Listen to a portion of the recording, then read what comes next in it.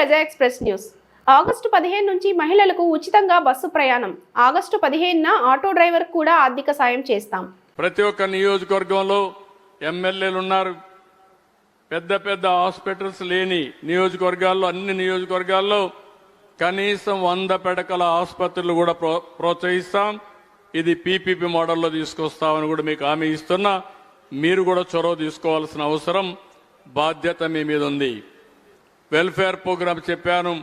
ఎన్టీఆర్ భరోసా ఇచ్చాం, దీపం ఇచ్చాం, మత్స్యకారుల భరోసా ఇచ్చాం. ఇంకో పక్క చెత్త మీద పన్ను రద్దు చేశాం, తల్లికి వందనం ఇచ్చాం, అన్నదాత సుఖీభవ సెంటర్తో సమానంగా ఇస్తాం, free bus to women August 15ని ఇస్తాం.